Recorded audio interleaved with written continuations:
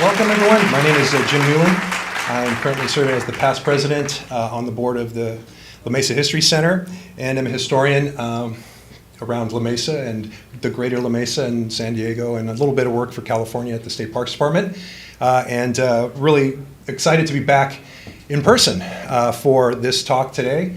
It's been a little while, as we all know, and we're, of course, excited to be back and talking on our program today on the fabulous Foothill-ers, right? The Brier, Tract, Mount Helix, and Grossmont area's architectural heritage, as well as for our good friends at the Grossmont High School, which I'll be talking about in a minute. So thanks for everybody coming out this evening, of course. And first off, we need to thank our friends at the Grossmont Hospital District for letting us use this lovely facility.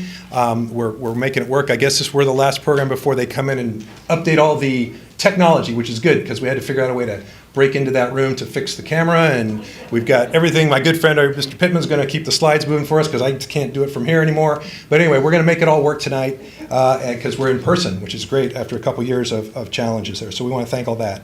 I also, of course, need to thank not only all of you for showing up, but all of our History Center board members and volunteers who make these kind of events happen, and we really appreciate everybody who does that. As well as we've got a couple of guest panelists today that we will be talking with a lot more in a little bit. And so I'm thanking Todd Pitman over here and Dave Hampton up here, who will join us in the front here after I get done dazzling you with some fun stuff about the history of the neighborhoods and some of the houses that we're going to have on our 16th annual tour. We're very excited about this. We're back to in-person tours this year. We had 14 years of wonderful tours. We're able to pull off a virtual tour. And then last year, people weren't just quite ready for it yet, so we took a year off, but we're back to in-person, so it is our 16th tour. We'll be in person again here in the fabulous foothills of these neighborhoods, so we want to thank that. So we'll go to the next slide, please. All right. And that's right, and of course, we're here for a lot of good reasons, to tell a lot of great history, but also to let you know that this home tour is back, and we're very excited about it, and we've got 6 wonderful sites to share with you again this year. And we're really excited because of our partners, as I mentioned. Starting off, and I don't know if the ladies are here, but the Grossmont High School Museum. Connie Lynn Bear, who have been able to create that wonderful little thing there because that magical institution, Grossmont High School and the high school district, is just a little over a century old. And so we're very excited about that, and we're going to be sharing with you the fact their building, right, known as the castle to all the Foothill-ers out there, and a landmark certainly in its own stint, is exactly 100 years and about 3.5 weeks old. And so we're very excited to be able to share a special opportunity for you. If you get tour tickets, you'll get to go in and see the lovely rehabbed building that now serves as the district offices. But for the first about 10 years was the only building on campus. And then eventually grew to the larger campus that you know today. And of course, that district now has something like 12 campuses. That was the only one until 1952. So very, very important stuff. Certainly, we're very excited about that. And of course, all of our other community partners, Grossmont Mount Helix Improvement Association, the Mount Helix Park Foundation, City of La Mesa, Preservation Commission, all the folks who support us over the years, we're really excited about that. So for the program tonight, we're going to start with my presentation, again on the history of the tour area and a little preview of these houses that you would love to see, that you're going to love to see on the tour this year. And of course, by saying that, I also thank our true tour heroes, which are our homeowners. Without our generous and brave homeowners, who allow hundreds of people to wander through their houses on a Saturday once in a while, and we have a few of those alums in the room tonight, and they've all survived it. They've all made it through. It's a wonderful experience, and we recommend it. And if you ever want to know, just ask one of them to have hundreds of people come in and tell you how cool your house is. It's really a fun thing to do. So, end of that. So I'll go through that. And once I'm finished with that, then we'll take a break. We'll bring Dave and Todd down, and we're going to talk a little bit about our sort of second piece of this. Because of some of the houses we have on this year's tour and the area that we're covering, we thought this was a really good chance to really sort of expand on the amazing legacy of Lloyd and Ilsa Ruocco in the art and architectural history of not only this area, Greater La Mesa, but also broader than that. And this was an opportunity to bring that and bring some experts in to talk about that amazing legacy and how important, and the more we dig into it, the more we see how important La Mesa and the Greater La Mesa area, San Diego State area, all that was in part of that study. So we're going to be, that'll be the main thing. So we'll move on to the the next slide here and get started, right? So the fabulous Foothill-ers, right? Little play on words there for all the folks who are used to blue and gold. I know there's probably some Heelanders in here, right? Some Helix folks and maybe some Monarchs and some Matadors, but even maybe some Norsemen or such. But anyway, it all started with Grossmont High School and certainly is a key point. And so when you see as we go through the slides here, I'm going to, normally when I do this, I took my old around Mount Helix thing. I used to have the star always on Mount Helix. Well, now when you see the blue star on the slides, that's where Grossmont High School will be or is in these photos. So just give that things at. So next slide, please. So instead of just around Mount Helix, we're going to be around Grossmont High, all right? So when you see that out on the screen. So I'm going to jump in. There's obviously wonderful centuries of Kumeyaay and prehistory and all that, and history of the Mexican and Spanish. And all right. Oh, yeah, and that's the other thing I'm supposed to remind me. I'll turn mine off too. Thank you.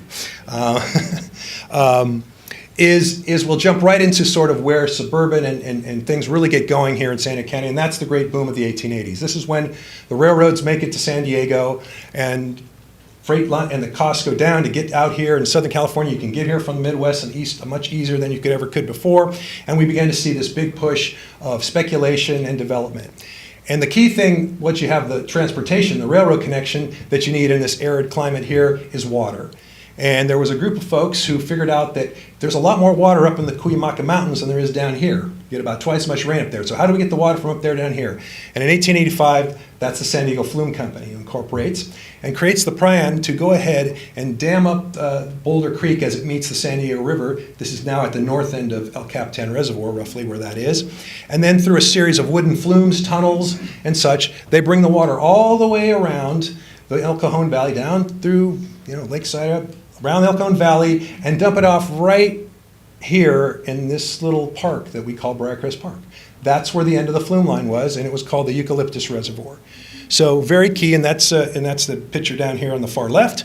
That's the Eucalyptus Reservoir in the 1890s, and that was the end of the flume line. From there were two ditches. One went south to Lemon Grove and Spring Valley, and the other ditch went off across the mesa that way and ended up at the La Mesa Reservoir, which you can see the dam there up on the left that was completed a few years later. And we know that now as Lake Murray because in 1917 they built a much bigger dam about 100 feet away from that. And that dam's supposedly still underwater sitting there in Lake Murray. I know it's probably a little soggy by now, but anyway, that increased the capacity. And so this system, so this was going to be the solution, right? And so the next slide, please. And so certainly the company was smart about it. They wanted to get into speculation too, not just sell water to folks. So they subdivided about a 4,000 acre tract they called the La Mesa Colony, right? And most of the lots you see there are 5 to 10 acre lots because the assumption was they'd be selling to citrus farmers. This was the big boom industry in Southern California in the 1880s and 90s. And so these folks were going to come just like they were seeing going on in Los Angeles and Riverside counties and have soon to be created Orange County, very aptly named, right in the citrus boom.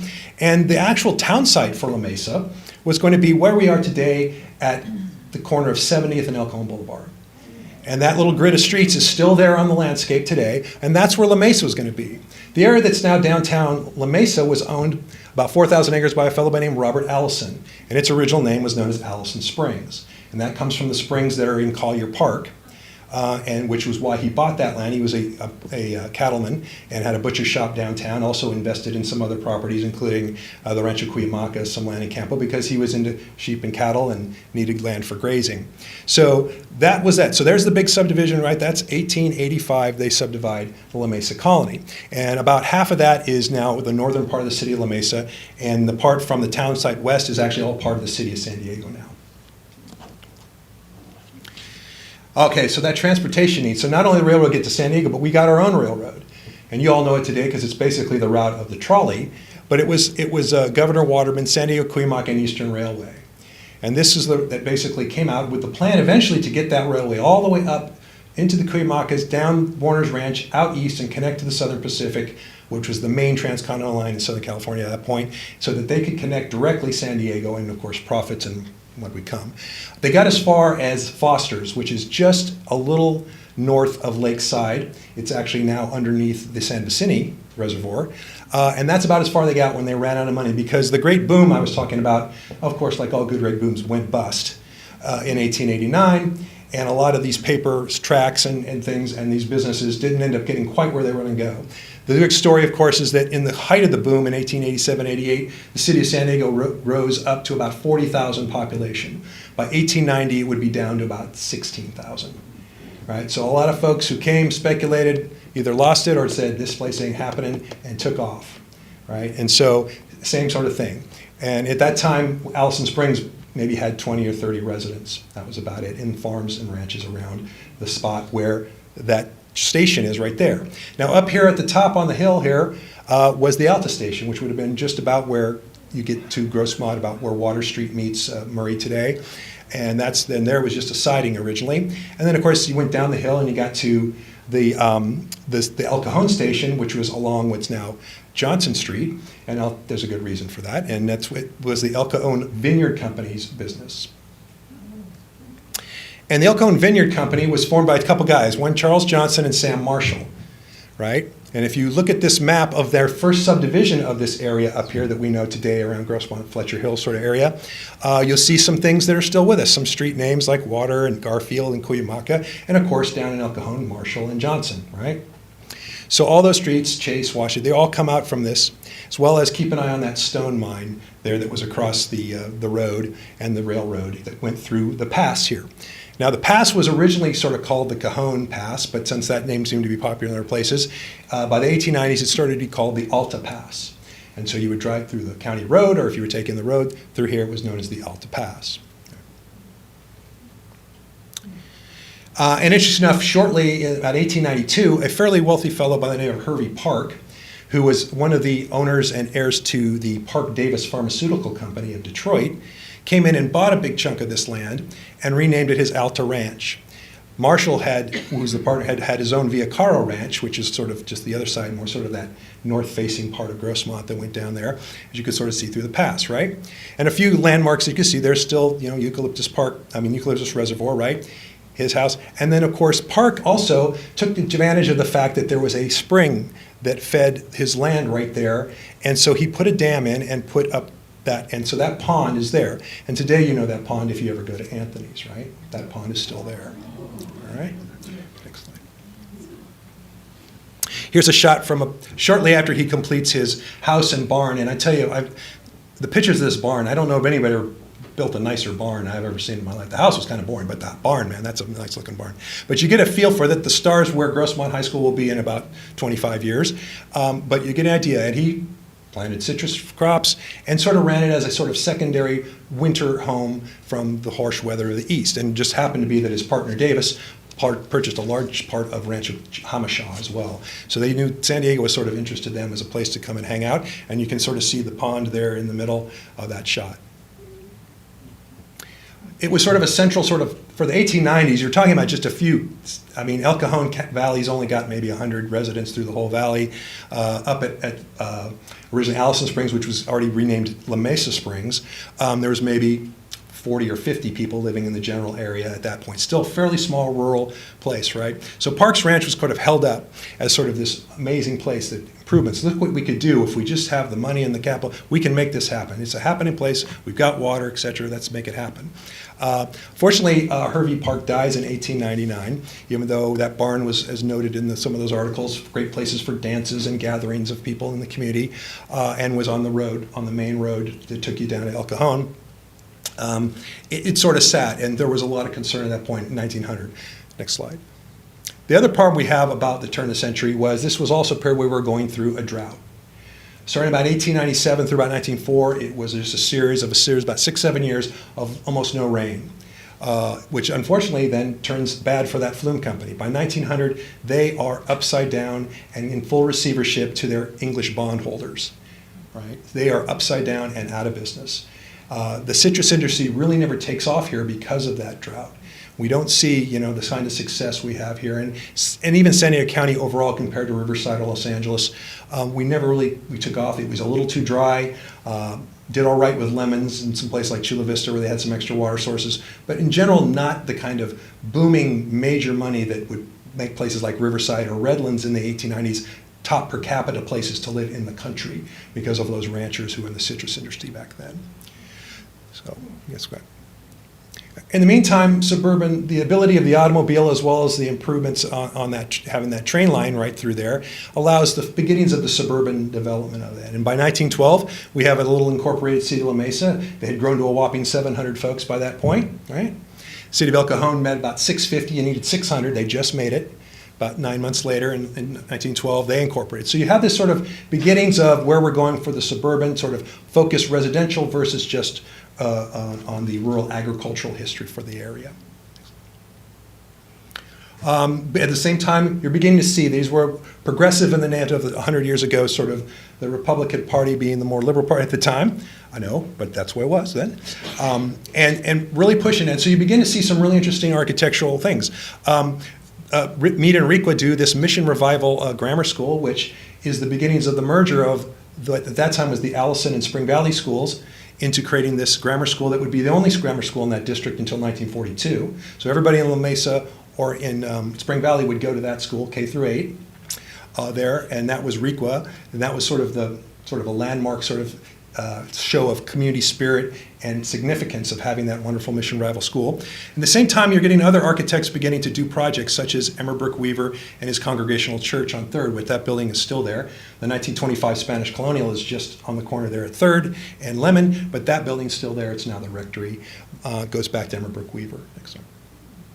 We also had 2 Irving Gill buildings. Irving Gill was the cutting edge guy in the 19-teens, right? Pushing proto-modernism and other ideas on how to modernize architecture. He had 2 buildings, the Park Grable office and Bank of La Mesa office, which was started and was built in 09. And then a couple years later, he did the La Mesa Heights Grammar School, which was torn down in 1933 to be replaced by a William Templeton Johnson streamline, and it's now, it was John Muir School for many years, and now it's the Harriet Tubman Charter School. It's still there. They replaced that building. But unfortunately, and I always like to say, after looking at this, was a year before the Bishop School, and it's sort of a prototype of some details that probably made it to the Bishop School from this one. Our lost Gill heritage. So in the meantime, that land is sitting there, the Alta Ranch and the Viacara Ranch, ready to be grabbed up. And a young fellow merchant and speculator, entrepreneur, sort of venture capitalist fellow by the name of Colonel Ed Fletcher, partners up with a guy he meets on vacation, a guy named William Gross, who was a New York theater magnate and had done well and was looking for a sort of semi-retirement out here in the West. And Fletcher convinced him to invest in the purchase of that Alta and Viacara ranches. And in 1903, they begin the purchase of those properties. In 1906, they do their first subdivision. But then again, in 1910, they re-subdivide. Next slide, please. And from those subdivisions, we see a lot of the landscape that we have today. Sierra Vista, Pandora, right? All of the Owen Wister named Virginian streets. For those who don't know, the Virginian novel came out in 1903, was the sort of piece of literature that sort of cemented that rugged, independent cowboy as the true American hero. It then is swarmed through everything from the new motion pictures, theater, literature, etc., right? And so they actually had convinced Wister to buy some land here, because their plan was, with Gross's connections to the entertainment industry, was to create a bohemian artist colony, right? And they would live this sort of bohemian arts and crafts thing that was the fad of the day, right? Lived closer to nature, get away from the dirty, troublesome cities with their crime and their dust and their pollution and their sickness, right? And get out there and live closer to nature. And so that was their plan, right? And so, interesting enough, this was a huge boon. Unfortunately, Wister's wife died about 6 months before the house that he was having commissioned was completed. He ends up selling the land, never living here, but we do have, of course, Wister Street and Molly Woods and all those that come from that novel, which is still one of the landmark novels of Western Americana that we have. In the meantime, the architecture in Grossmont reflects a lot of those cutting edge ideas and some things, and we have some pretty interesting stuff going on there. Ernestine Schumann Hank is probably the most famous person who will live in Grossmont, a world famous operatic singer, contralto, could sing range, amazing person, builds this house, is still there today. Adele Harris did it for her. Brick Weaver got some more commissions, including the Grossmont Inn. We're pretty sure that Quayle Brothers did that unique John Lewis house there. Unfortunately, been completely remodeled. But you get an idea by looking at her son-in-law's house, the Guy house there, of that arts and crafts lifestyle, right? A lot of handmade furniture, native materials, interest in Native American sort of ideology, art and culture things through an appropriated view, but certainly popular at the time, sort of can see that what they were trying to do at Grossmont. So then, of course, realizing that this drought has been a problem and the water company is not functioning, Fletcher looks to a different person. This time he goes to a Montana-based cattle baron fellow by the name of James Murray. There's a new biography that's only a few years old out on a very interesting guy, Irish immigrant who made his money, I'll just say, taking care of miners in Montana. We'll just leave it at that, right? You can look at all of the details, right? Which most people in the gold rushes aren't the ones doing the mining, by the way, that make the money. We'll get into that. But certainly there. And so he had some, to getting the money into one, buy up all of the rest, not only of the remaining land of the old El Cajon Heights, but also buy the water company. And they buy the water company for $150,000 in 1910 to get it out of debt, right? And then begin to do major improvements on it. And one of the things they realize is they need to sort of relook at that whole subdivision of El Cajon Heights because they need another holding reservoir. Next slide, please. And that's the Murray Hill Reservoir. So they go ahead and re-subdivide the whole thing as Murray Hill. And that big hole in the middle of the subdivision now is where they build a reservoir. And it's going to be a reservoir until it's not a reservoir in the 1980s when it's covered up and turned into a big tank and they put a park over the top of it. That's where Griffin Park is, just up the street here. So it was that part of that. So you'll see that, and you'll see in the future where that high school is going to be. And Murray does some improvements to it as well. At that point with the subdivision there in the teens, the Alta station becomes the Grossmont station. And things are moving along, still though fairly rural. The next subdivision comes along is right to the west of this, that's on the Rancho Mission side. That line you see going down the sort of center of the map there is the edge between the Rancho El Cajon and the Rancho X Mission. And so all the stuff, the Murray Hill and all that, that's all on the old Rancho El Cajon side. On this side, there's a piece of land there that gets subdivided by the Union Title Trust Company and renamed the Brier Tract. And you can see from a picture even 10 years after this, not a whole lot out there. You can see the eucalyptus reservoir there on the far left, and a few places there with a few orchards and things, but not really much in the way of anything else, though all those streets were done, put and platted in. Interesting enough, originally all the street names in this tract were named after Native American themes. Today we only have 2 of those street names left, Wakarusa, which you just drove in, and the one next to it, Nokomis. But at one point, there were several other streets, Hiawatha, Minnehaha, Kagansa, Monona, which still exists on the far side over in a different tract now, was kept on, and these other names, right? And they all have interesting little connections, a bunch of them coming from the famous Longfellow poem, epic poem, the Song of Hiawatha. Over the years, some of those streets were vacated, some of them would change names, so like Brier Road and all that, and I tried to do that there as well. So really still very rural, even though this is going on, not much happening here. The only thing that really got going, and in the 1920s, is the SNL Grossmont Studios. And you saw by that map, all that yellow area was purchased by the Sawyer, the SNL Studio Company, by Arthur Sawyer. Came down from Los Angeles with this idea of creating a secondary Hollywood thing here. Now, other of you may have recalled my talks about our pioneering movie company was here in 1911-12 in La Mesa. They made it about 11 months there before running away off to Santa Barbara. But we had a studio before Hollywood by about 3 months. It didn't work out in the long run. But anyway, this was another attempt to sort of bring movie making to Southern California.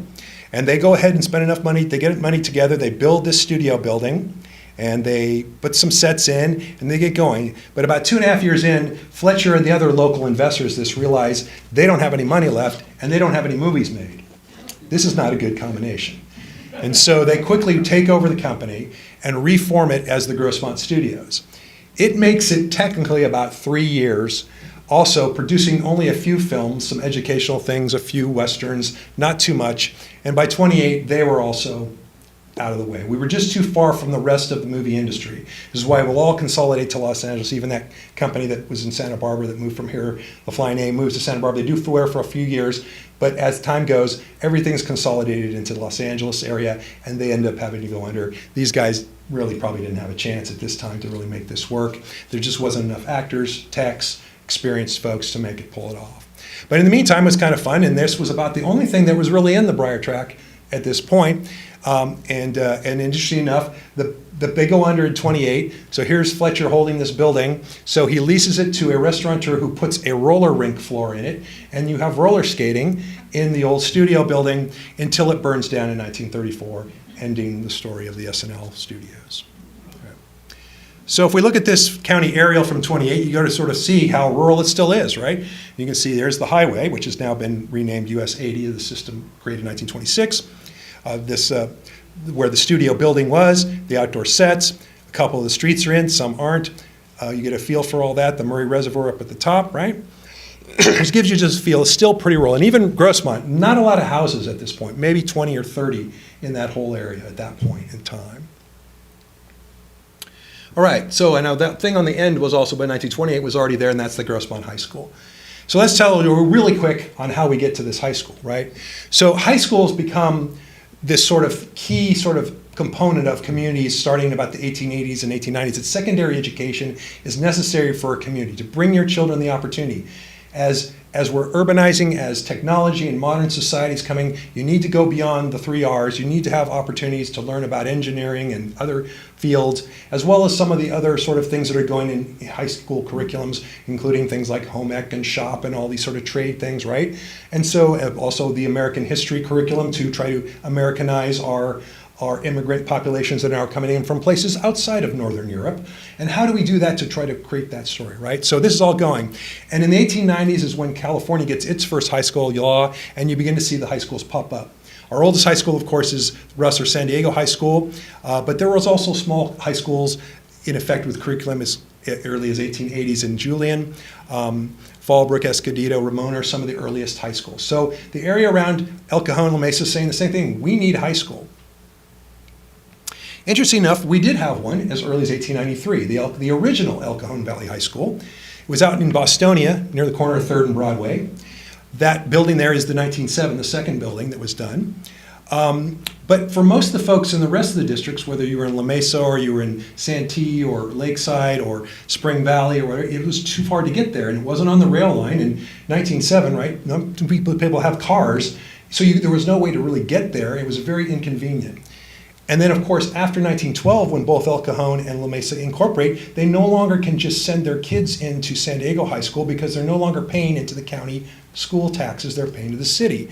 And so San Diego High basically tells the folks in La Mesa, I know it's really easy to hop on that train and come into town to school, but if you're enrolled, you can finish. No new enrollees. So interesting enough, in 1910, La Mesa was already figuring that, thinking about a polytechnical high school, which was very popular. Polytechnical is also, you would teach agriculture and those kinds of things, right? Makes sense for more rural high schools, right? There was a big movement of that. Unfortunately, their vote missed by just a few votes, and they were unable to pull that off, and then they put all their eggs in that lovely grammar school I showed you, and put all their money into that, and did that first. In the meantime, Lakeside and Santee got sort of anxious about it and formed their own little school, the Riverview High School, which was about halfway between Santee and Lakeside, but on the railroad, right? So there was a way for their students to get there. And so you had these two little high schools, but that didn't help Spring Valley or La Mesa or the unincorporated area around Mesa Heights, which was still unincorporated at that time.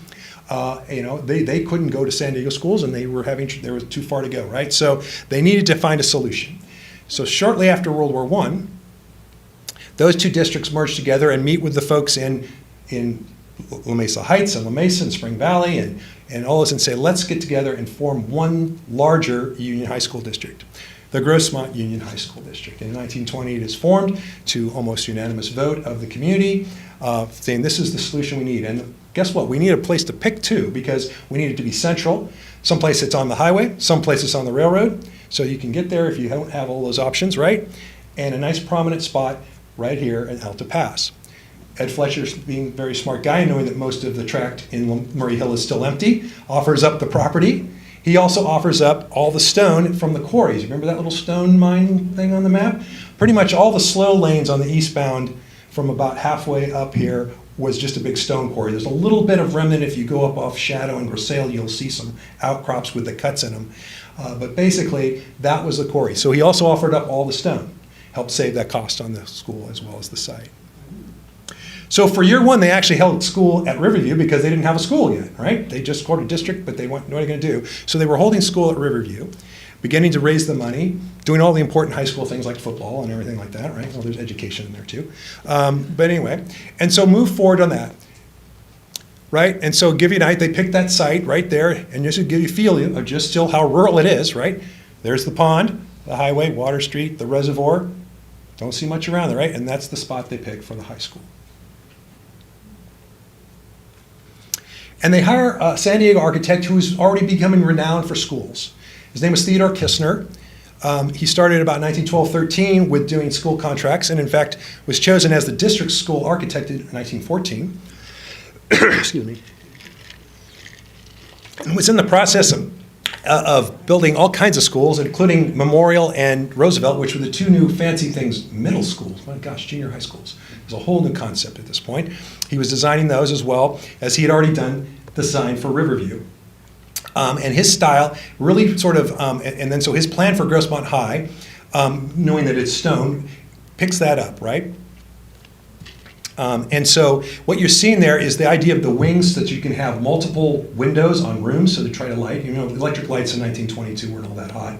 So you really need to make sure you can maximize light and all that air into the classrooms, all sort of the cutting edge of that for schools. So he was a very prominent one. In fact, his firm would grow, and in the post-war era was still a major builder of schools. I actually evaluated some Kistner, Curtis, and Wright schools when I was working with the Office of Historic Preservation that were in Burbank. So they ended up broadening out all through Southern California and doing quite a few schools up even into the post-war period. And of course, it opens December 1922, and it was a landmark then. It still is, of course, a landmark. Almost immediately, like I said, the only high school in the district until 1951, when Helix becomes a second. And certainly grows and becomes certainly a landmark of all kinds of activities, theater, arts, agriculture. Yes, they won the poultry championship in 27 and the football championship in 26, but you know, some important stuff going on here at the high school. And if you get your ticket, you'll get a chance to see this building because it is part of our tour.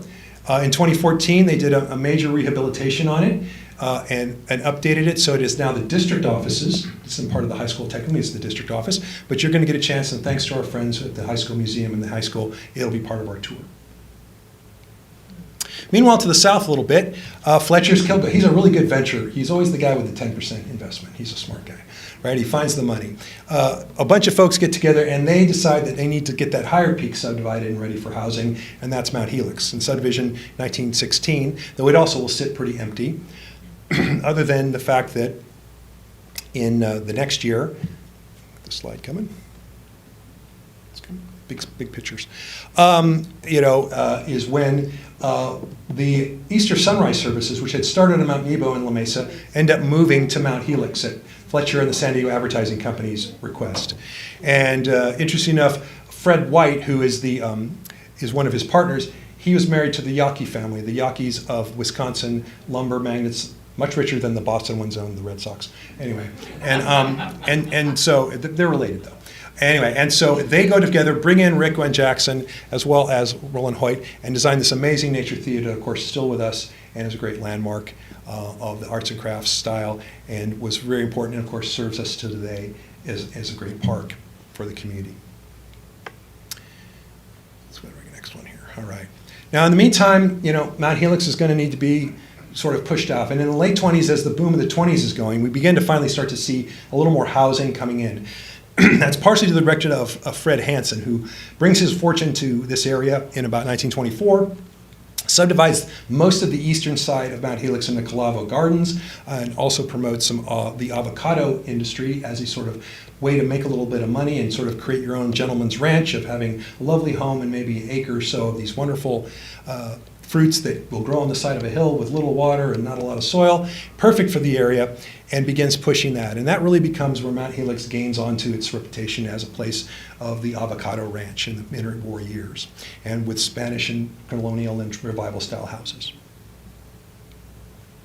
As you see from his own house, which is still there up on Mount Helix, or in the Highlands where you have Tudor revivals or other even interwar moderns such as the Carmichael House from Theodore Clemenshaw over on the west side of Mount Helix, you begin to see the architecture revolving on this sort of end of this sort of romantic vision of the gentleman's ranch with a lovely revival style house, a little bit of orchard, and living the wonderful life here in Southern California. There's another kind of house that sort of comes out of this, and I'm jumping through this pretty quick, so know that, and that's the ranch house. And it really begins to see its creation here in the interwar era, though the houses you see here, these more modern style ones, of course, the post-war evolution of this. And it just happens that this owes itself a lot to a fellow by the name of Cliff May, who is one of our own San Diego guys, right? And he's probably the prophet. A lot of people, he started getting a lot of trouble with my friends in Northern California, call him the father of the ranch house, because there's a lot of folks who are doing ranch houses in these styles before him.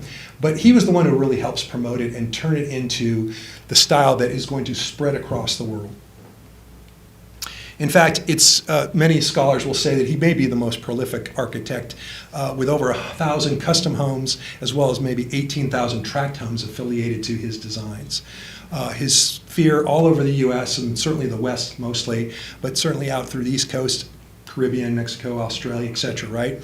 And partially that was of his post-war connection to the Sunset Magazine folks and the publication of his Western Ranch House books, which really sort of sell this lifestyle thing, of which starts with his first houses here in the 1930s in San Diego. It's pretty hard to find any architectural historian who doesn't recognize this amazing connection and his way that he was able to connect the outdoor and the indoor to make that sort of indoor-outdoor California lifestyle to be the epitome of what a suburban ranch house should be. And as I said, clients from all over, and pretty impressive stuff. And that's really not bad considering he was never licensed, didn't even have a degree, and he started out really as a musician.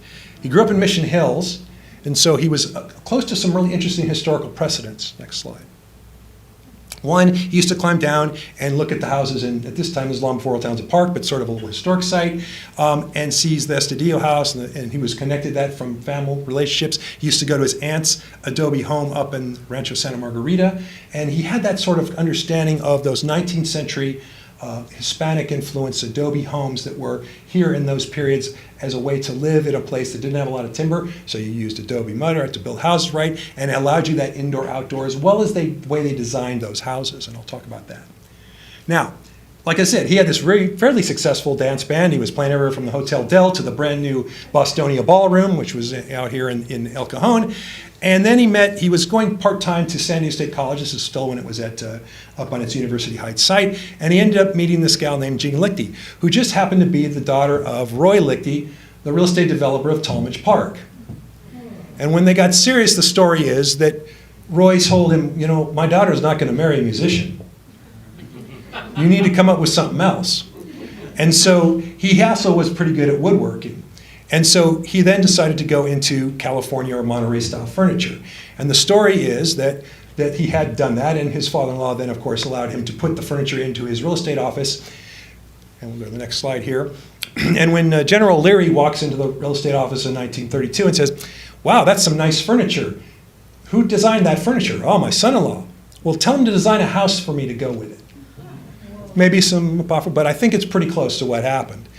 The next thing you know, they're working with contractors, they're designing things, and he designs these old California style houses to go with that old California style furniture. His second house, also in Talmadge Park, gets a little bit of popular attention in the Architectural Digest magazine. Suddenly now he's the cutting edge guy in San Diego, for everybody needs to be able to have one of these San Diego authentic California style ranch houses by Cliff May. He has two basic styles in the 30s, his haciendas and his rancherias. And there's a couple key elements, and you'll think about this. The garden gate is the front door, keep that in mind.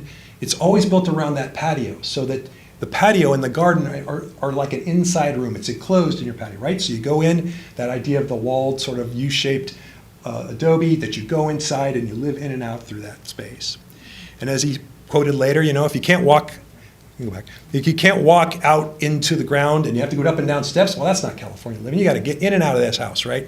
Not that he sold a lot of one-story houses, but he sold a lot of one-story houses. Anyway, he did about 40 of these before he realizes that the market in LA is a little bit bigger. In 1938, he's going to end up moving to Los Angeles, where that prolific experience in his career is going to just continue to blossom. But he did about 40 of these here that we know of here in Southern California, including the one that you're going to get to see on the tour, the only one in Grossmont, which was started in 1935. The little pitch on the top is actually not a picture of the house. It was just an ad to sell that he had this house in Grossmont he was building. The one below is actually a photograph of what it turned out when it was done by January 36 and for sale. And if you get that ticket, you're going to get a chance to see it. It is now a county landmark. We're very happy to have this on the tour again. It was on about 11 years ago, but it's time to get it back on because it's also got some really interesting heritage. So not only is this an amazing example of the first phase Cliff Maze, but it had a very interesting upgrade and addition in 1965 by somebody by the name of Lloyd Ruocco. And yes, it's the same house. So that part of the house and this part of the house, and you think, oh my gosh, oil and water, no, actually, you got to see this house.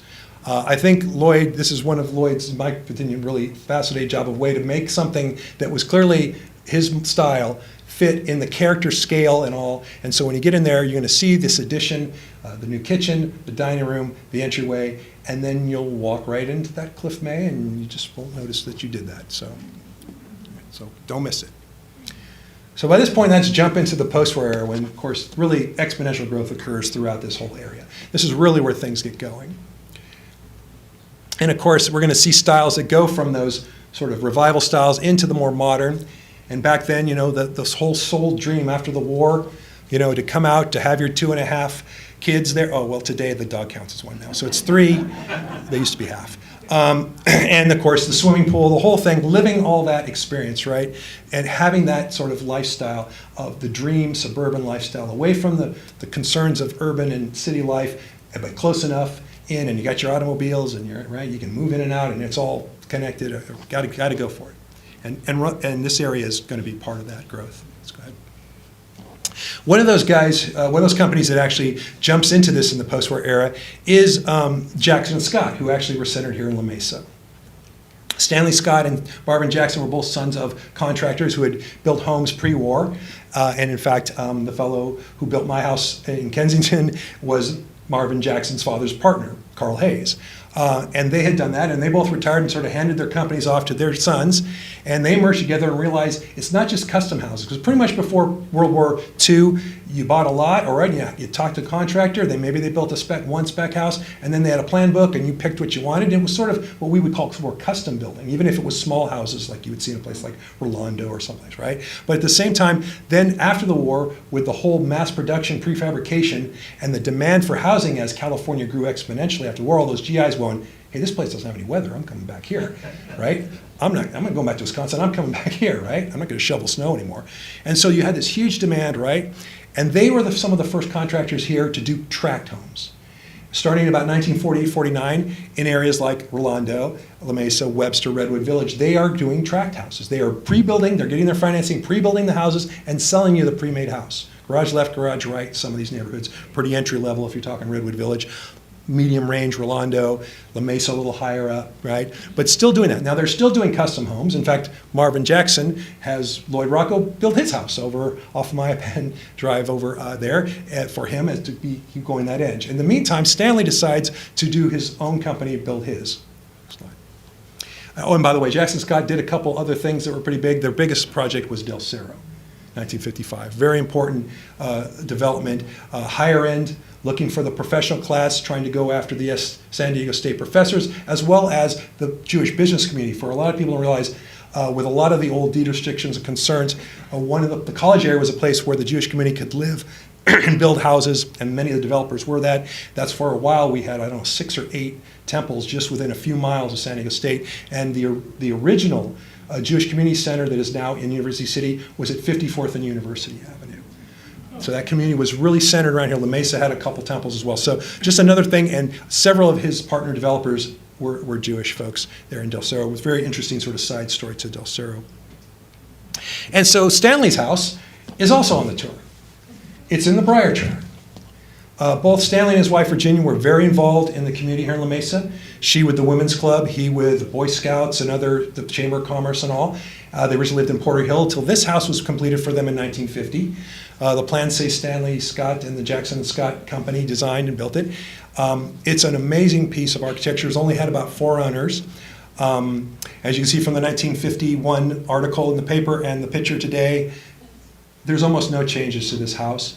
All of that original wood is as pristine as could be. It's just an amazing example of the classic 1950 California ranch house in the more Americana style a little bit than you would see in more of a Cliff May or even a more modern. Certainly heading towards the more modern, but still more that Americana style, or built around the pool, right? The patio in and out, all that stuff. Don't miss it. We really thank our owners who've only owned this house for a couple years now and had just got it listed on the city's register. So we're very excited about that. Also on our tour, we have a house that sort of surprised me. It appears to be the only residence designed by a fairly well-known architect by the name of Harry Hayden Whiteley. Whiteley got his start in Hollywood. He was working as a draftsman for one of the studios when he was told, you need to go to SC and get your degree. He does this, and then begins working for some pretty prominent firms in LA, including architects like Paul River Williams, Frank Taylor, and Adrian Wilson. Then he was building things like revival-style mansions in Beverly Hills and hotels in Hollywood and things. And then, like a lot of designers, when World War II hits and sort of that business dries up, there's a lot of war work. He comes to San Diego, gets jobs down here doing work. He ends up becoming pretty involved. He actually gets elected to be the AIA president of the branch here in 1947. And his wife and I are involved in things like this picture is the only one I could find. He's Red Cross fundraising. He and his wife were involved in some churches and some other things. Very involved community-wise. The main buildings I know he did was some of those Del Mar Fair exhibition buildings, not the Spanish-style ones, but the big ones. In 1950, he did those. And then this house that he built on Mount Helix for Ray Grable, who was the son of Sherman Grable. Remember I said Park Grable, the first developers of La Mesa, right? Ray Grable's son, right? And he picks this amazing view lot on Mount Helix and has Whiteley design this house. At this point, it's the only residence I can find that Whiteley have any reference that he designed during his 7 years here in San Diego, which is kind of interesting because then as soon as he finishes, he gets some job offers in this little sleepy town called Las Vegas, this little dusty roadside place that's trying to turn into an entertainment capital. And he will spend the rest of his career there designing everything from hotels and tract homes to the original Las Vegas Convention Center. But this is the only house I can find so far in San Diego. According to this article, it was known as the House of Seven Gables because it has 48 corners to maximize every view that this 360-degree view lot has, et cetera, et cetera. So we'll get a chance to see if all those corners are still there because it's on our tour. The Abergs, who were the second long-term owners, only been 3 owners of this house as well, renamed it the House of Seven Palms because of the 7 palms around the pool that sort of sits looking view west. It's pretty amazing views from this lot. A wonderful example of a 1950 contemporary contemporary ranch house as well. It had a 1991 extension, and it's this massive lot near Mount Helix with the boulders and all that. It also has a wonderful area in the back where the menagerie of farm animals and critters and play area is. So you got to get you out there and really check this one out. So this is also on our tour. Wonderful house. And then we're going to jump to really modern for us. We are going to get our youngest house ever on the tour, 1977. The youngest. Our world record was 1969 in a house in Eastridge. And this house is of the Dr. Thomas Peterson estate. Some of those might have heard of Dr. Peterson. He actually was a very influential, groundbreaking orthopedic surgeon, invented artificial knee joints and other things, very important. Was a founding doctor at Alvarado Hospital, and was very important in the evolution of that. I think he may have been part of why they have a big sports orthopedics program there. Really interesting guy. He also, in his college days, he was an All-American swimmer at Stanford. You know, one of these guys who can excel, you know what I'm saying? He actually made a decision not to try out for the 1960 Olympic team so he could jump right into med school, where he ended up meeting his future wife, who was in the nursing program, Mary Gale.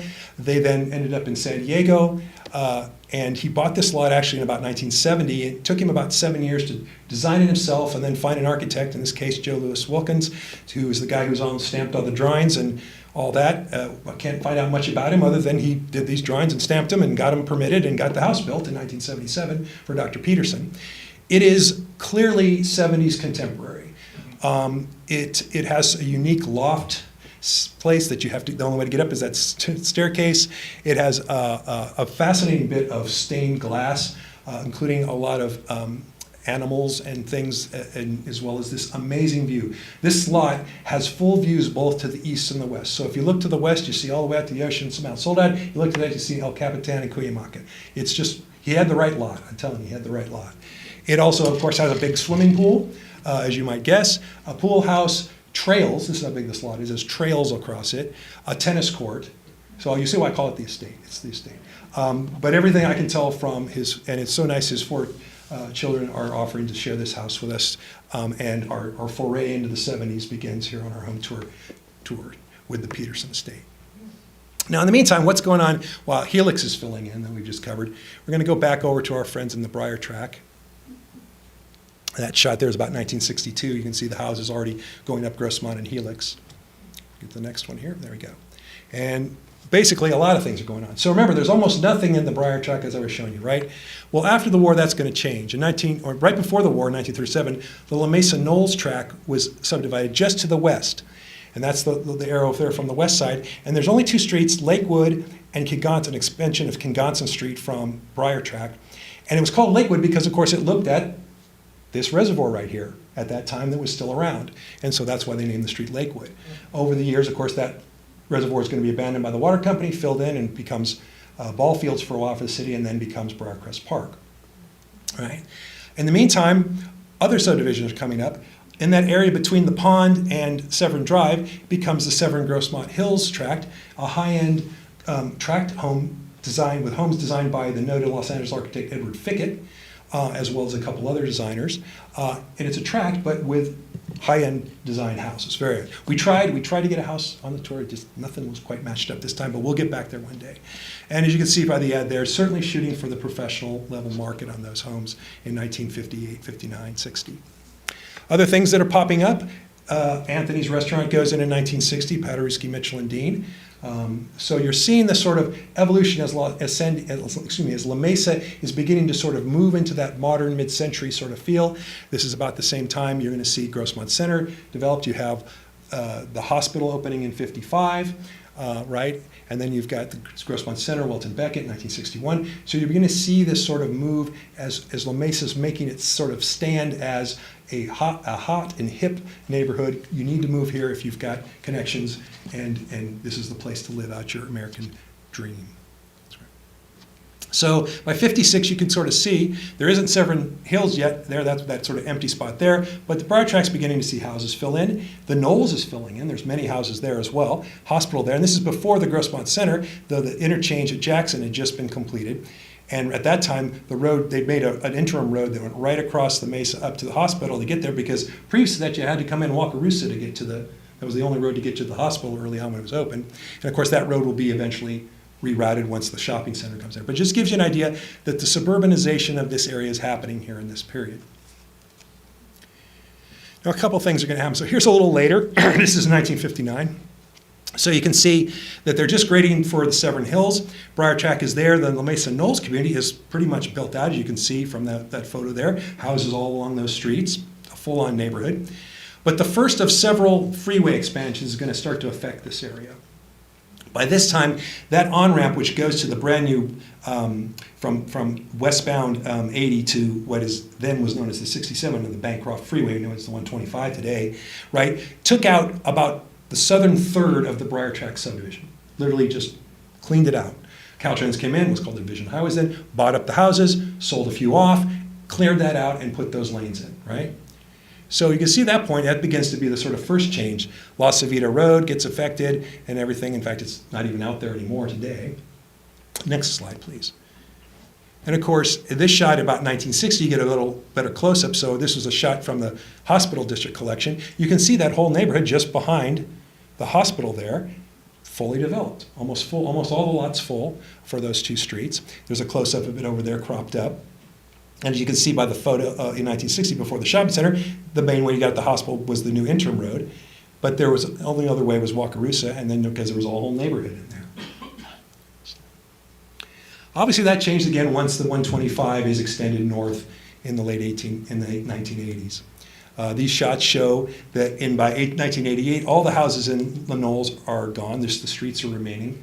And in the next shot over, which is about a year later, there are no streets remaining, and the overpass is going to go on and get completed today. And you all know about that. You should probably drive over. It's one of the highest overpasses in the county, and is certainly a landmark for a lot of us here. That was completed in 1989-90.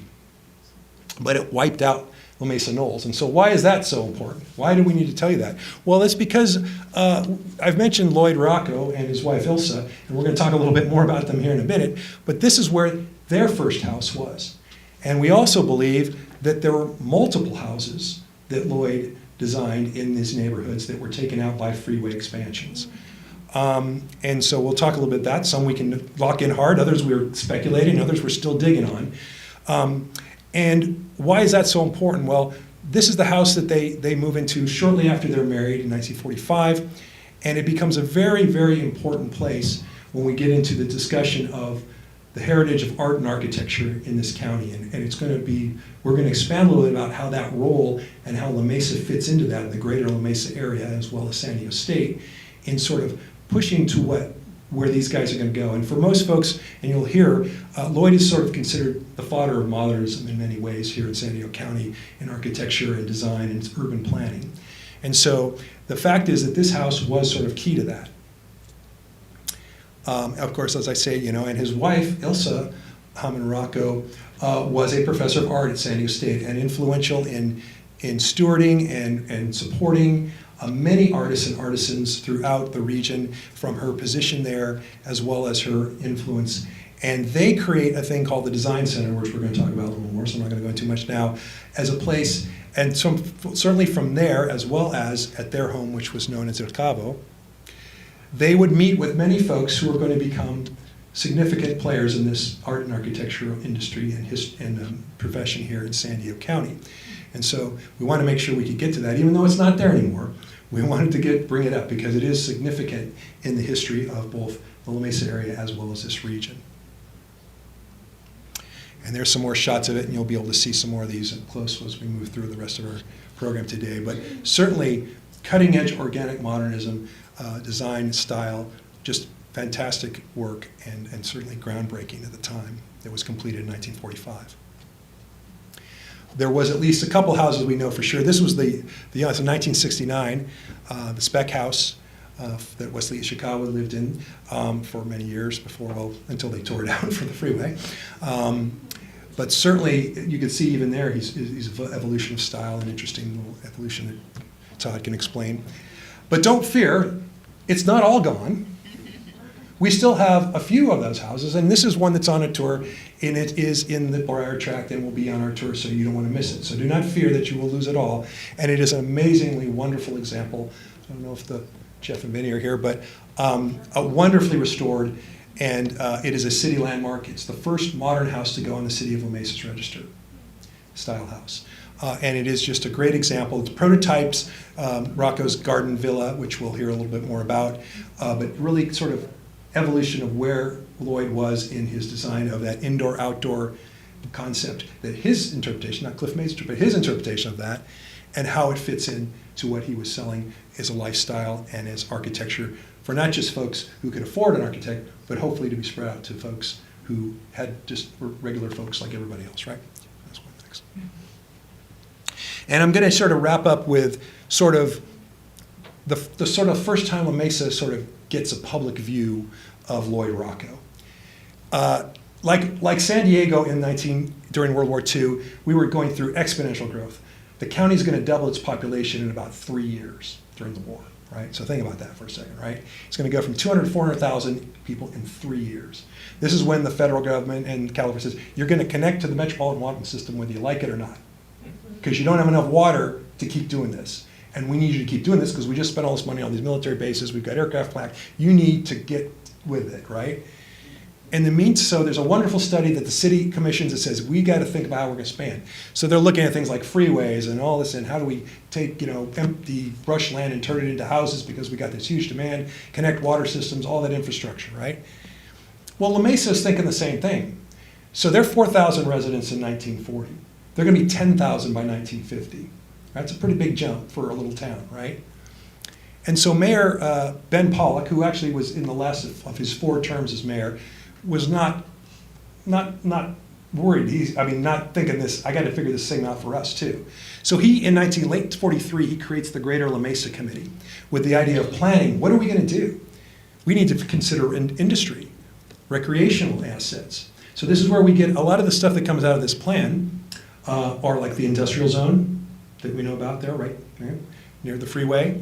The development of what's now MacArthur Park. We need bigger parks. We need what we can have all the needs for recreation. We're going to need plans for updating downtown. We're going to need perhaps a whole new civic center, maybe a war memorial building, which was sort of his pet piece of this plan. So he actually hires 2 of our local known architects, Sam Hamill and Alberto Treganza, to design that concept for a memorial, concept for a civic center. They've got this all planned, right? Next slide. And it just happens that James Tank Porter, who is the son of the Porter family, who are pioneers of the city. His father was one of the mayors in the early 20s, Edwards Porter, and is a renowned sculptor who also was the person who decided that La Mesa needed a planning commission and helped create it in 1928, and was at the time in 1944 still the chair of the planning commission. Tells the committee, you know what you need to do? There's this really this good architect. You need to have him put a uniform architectural code for downtown as we expand. And so they hire Lloyd to do this. And they say, good. So Lloyd turns to his fiancée at San Diego State, says, give me some students, I've got some folks. And they get together and put together the plan, right? The future plan for La Mesa. He ends up producing not 1 report, as requested, but 4, showing some interesting ideas about not only architecture, but planning and design. And he calls it his Super City Plan. And there's a picture of it that gets out. This was displayed at the art gallery at San Diego State. His total La Mesa plan, the greatest benefits with the broadest vision. And he really looks at a bigger picture for La Mesa. He looks at freeways, potential future things like shopping centers, topography, and he comes up with this idea of super blocks where you have cores of park and recreation land put into the side of the neighborhood. You also sets it up so that each neighborhood has its own sort of character and style, and he takes it out there. And of course, the review from the architectural critics and the planners, pretty impressive stuff. Mayor Pollock wasn't quite as impressed, unfortunately. It was just too far for him. And as you can see by his quote, someone was a super dreamer. It's just not anyway anything that we're going to deal with here in La Mesa. But as you'll see, and we'll keep an eye on this when we show some stuff later, the idea of the super city neighborhood blocks, of interuse, of mixed use, and interwoven concepts of land use within an area are really sort of pushing cutting edges planning ideas that Ruocco's going to continue to push the rest of his career, and we're going to hear a little bit more about that when we get to our next part of the show. And that next part of the show, of course, is to have Dave and Todd join us up here and get on to that. Next slide, please. But first, don't forget to get your tickets. While we have time here to get Todd and Dave down here. Don't forget your tickets to the home tour so you can actually see some of this wonderful heritage on your own, all right?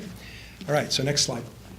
Okay, well, we're just going to take a minute here to sort of transition. If you need to stretch a little or maybe use the restroom, we'll be getting going here in a minute. All right, that's the end of my little piece, so I hope you enjoy it.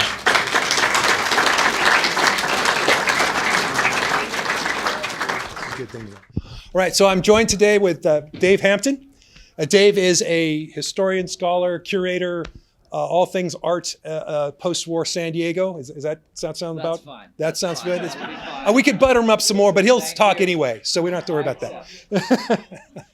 And Todd Pitman, who is a landscape architect by training, a great one, by the way, and also is sort of our ultimate scholar, historian of Lloyd Ruocco and his influence here in San Diego and beyond. So thank you to both. We're going to start out, and I'm going to actually start with Todd. And I'm going to ask you if you could help maybe explain Lloyd Ruocco's influence and leadership in the architectural field locally during the 40s and 50s when they were, of course, living in El Cabo and then moving on to Alvarado Estates. I'm going to go backwards before I go to the 40s and 50s just a little bit and talk just a little bit about my interest in today's presentation and try to tie in a little bit to what Jim was talking about. So for folks who don't know this, Lloyd Ruocco, his archive was lost in the early 80s, which was, from my point of view, fascinating. And so part of the reason that I got interested in all this stuff to begin with was unlike a lot of guys in town, we didn't have a great record of his work. There was a smattering. People knew about the design center. They knew about a handful of houses. But largely his archive, again, had been destroyed. So it started as an effort to patch together this archive and determine where his projects were. And through working with many people, Jim and Keith York, who's in the audience with us today, and a whole bunch of other folks, we've documented about 150 built Lloyd Ruocco projects. I assume there probably are 40 or 50 more, but we know a lot more than we did before.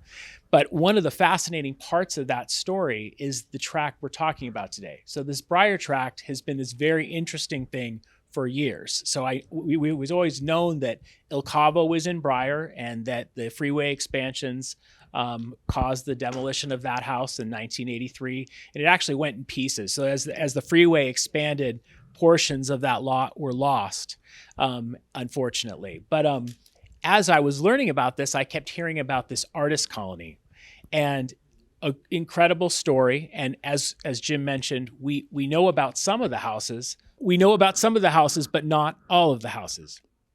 And we may have, I think I've documented about 8 of the 150 in that neighborhood in Brier Tract.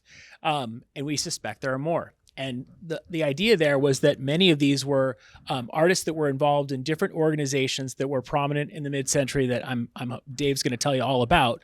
But they were really interesting homes, and they kind of depicted his ethos and his vision for what a residential dwelling unit could be. Even how people lived. Lloyd was a really interesting guy. He was more than an architect. People will call him a philosopher at times because of the way he talked about design. He felt like he could improve people's lives by the way he designed homes, and he wanted that to be available to all people. So anyway, really fascinating stuff. But getting to the point of influence, again, a lot of people know about the Design Center. The Design Center is in downtown San Diego on Fifth Avenue. And it was built in 1949. What a lot of people don't know is that his office started in La Mesa, in El Cabo. So initially he had, and you'll see actually on one of the images in the show here, you can see his drafting table, which was located in the living room, pretty Spartan. By about 47, he had designed a studio. That studio was where he worked, and he employed at least 2 pretty notable local architects. Russell Forrester, also notable architect, worked out of that office, as did a gentleman by the name of John Reed, who is still with us, and he also is a fairly notable guy.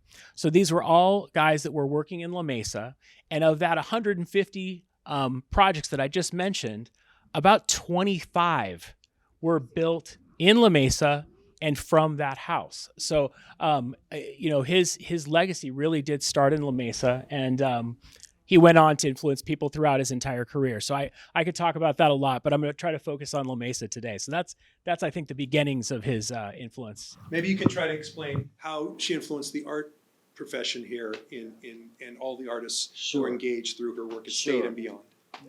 Yeah, Ilsa Hammond Ruocco's influence is really linked to a large degree with San Diego State. She was one of the early teachers in the art department. When I say early, I'm talking about the 1930s. And recently I was listening to a recording of John Dirks remembering the art department at San Diego State from that time. And what he was saying was that really there were only 2 full-time art faculty, and that was Everett G. Jackson and Ilsa Ruocco.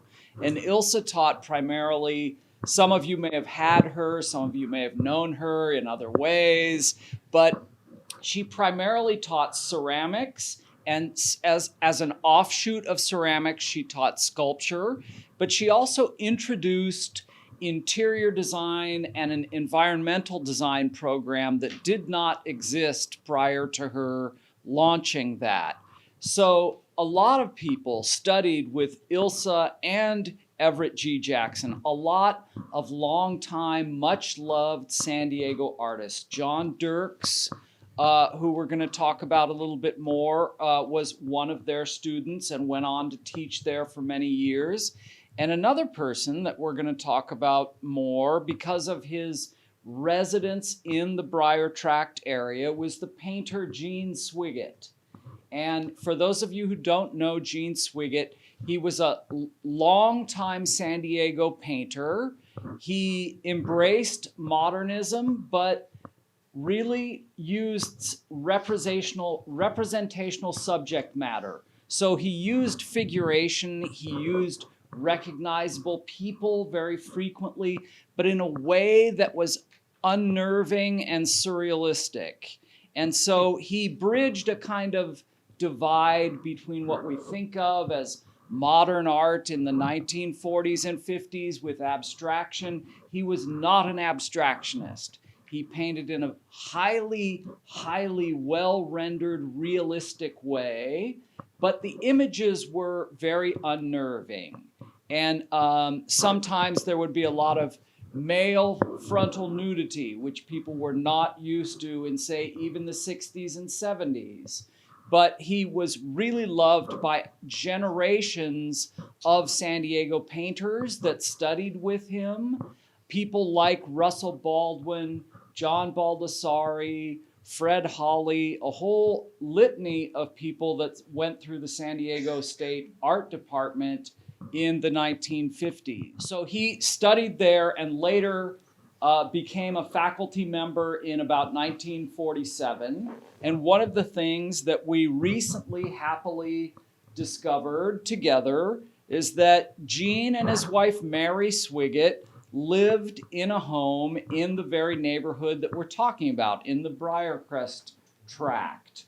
Where was that house? On Briarcrest Road in the Brier Tract. And compared to Lloyd Ruocco and Ilsa's Il Cavo? It's a couple hundred yards. Yeah, maybe. It got zapped before El Cavo, but yeah, that house was part of the Brier area that got hit before the Knolls. And I noticed that their house actually survived into the early mid-70s. So I've seen their address popping up in the 1970s, which means that during the 40s and until Il Cavo disappeared, another thing that happened of interest that's a art community parallel with that neighborhood is in 1954, a ceramist named Martha Longnecker comes to town. And many of you may have known of her. She knew Ilsa Ruocco before coming to San Diego. She studied at UCLA with Laura Andresen, who was also connected to Ilsa Ruocco. But when she comes to San Diego to take a job at San Diego State because of Everett G. Jackson, she moves into Il Cavo. She lives there at the Ruocco's place. And what Martha once told me in an interview is that, oh, they let me have it because they knew I would do great things with that house and with that interior. So, but she wasn't there for very long, right? Only a year, 2 years before she moved to La Jolla. But one of the things beyond that, a couple of things I want to mention for sure, is Ilsa's role in the foundation of a community group, first called the Allied Artists Council, that she and her husband Lloyd founded with some craftspeople, but more importantly with a group of painters that had already been getting together, and they were some of the most important modern painters in San Diego of their day. They included an abstract painter named Fred Hawks, who is from Germany, and a fine draftsman named Dan Dickey, who was briefly married to Ethel Green, who also has a connection to this neighborhood. and also the painter Belle Baranciano, who is known for her large-scale murals in public buildings during and right after the WPA era. And so that group of people decided right after World War II to found a group that would bring together all the different disciplines: writing, painting, theater, craft, architecture, dance, bring them all together in San Diego under the name of the Allied Artists Council. And that group was really active, but the story goes that it kind of overdid it, and they had high quality, high caliber events in all their different categories every other week. And after only a year or 2 years, they kind of burned themselves out. But that was a foundation, an important foundation for a sense of community and a lot of other kind of events that took place, but most importantly, a group called the Allied Craftsmen that sprang from that parent organization and that really unified so many of San Diego's best craftspeople, artists, and teachers. And a lot of them lived in the La Mesa area, and I think we'll talk about them more at some point. Thanks, Dave. And like I said, I wanted to tell you, we are only covering the very, very, very tip of the iceberg tonight on where we could go with this. I mean, there are so many fascinating stories here that need to be developed. And so I think, Todd, the next question I'd like to ask a little bit about is maybe you could tell us some of the key architects who or disciples of Lloyd or worked with him here in the Greater La Mesa area and some of their projects that sort of stand out, whether they're here or not, if there's any sort of folks. And I mean, you mentioned Forster and, all kinds of interesting stories there and others. So. One of the things that's really interesting about Lloyd is not just his work, but who he influenced, and perhaps who influenced him is maybe even more interesting, but that's maybe for a different day. But as far as his influences, the Design Center was kind of a hot spot. It was kind of the hub. Bob Mosier, for folks that may know him, he called him the modernist when I did an interview with him once upon a time. And so if you wanted to do cutting edge progressive work, there were a handful of people in town to go work for. Lloyd was one of the main guys, and the Design Center was really kind of, maybe ground zero is a stretch, but it was really a hot spot for that kind of activity. So young architects that wanted to do progressive design were going to go work at the Design Center for Lloyd. So there were a number of guys. Henry Hester worked briefly for Lloyd Ruocco. Kind of famously, Homer Delowy, many people will know Homer. He's probably the most famous of the guys that worked for him. I mentioned Russell Forrester, John Reed. There really are a bunch. I would say, Homer was probably the most prolific. So you see the most of his work around town. Russell Forrester, I think to those who are really invested in this kind of thing, you'd probably point to him as being one of the better architects in San Diego history of the mid-century. He just wasn't as prolific as Homer Delowy. I mean, famously, Russell Forrester is known for the prototype of Jack in the Box. It was kind of a machine for making burgers. I'm not sure I would point to that as being kind of the epitome of mid-century design, but it certainly checked a lot of boxes. Yeah. So, I mean, I think, I don't know if I can point at one project or one thing that is, exemplary of Lloyd's Social aspect? Yeah, it's more of a...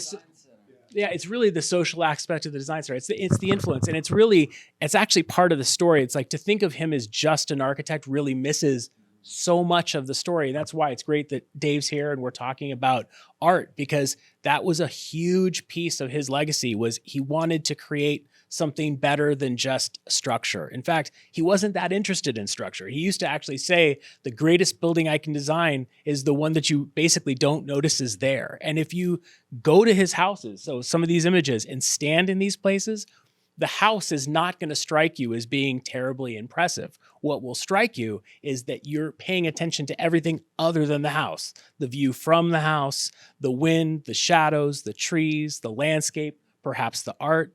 That's really a big part of his legacy. And so, the Lloyd and Ilsa connection and who they influenced, either via San Diego State, from their living room at both of their houses, that's really the story. That's really where it's rich. I mean, I can point, the Design Center is an amazing building itself. IGPP at Scripps is an amazing building. I live in a Lloyd Ruocco. I think it's an amazing building, but I think really his influence is probably the greater story. The sort of you've mentioned a few sort of key artists and artisans in around the Greater La Mesa area.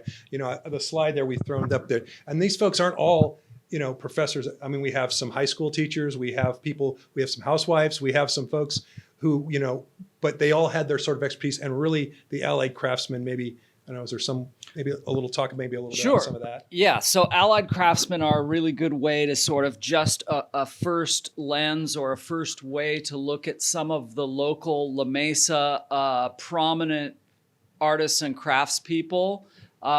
As we made that graphic, I wanted to sort of see for myself just how far some of their residences were from the Briarcrest area, if that's our kind of starting point. And so we made this little graphic because we have all their addresses from the 50s and 60s, and basically just starting to go across the freeway and starting to sort of follow roughly Fuerte. There's on Pandora Drive, one of the streets you mentioned earlier, there's an incredible house that's still standing, I hope, that was built by Walter and Jane Chapman.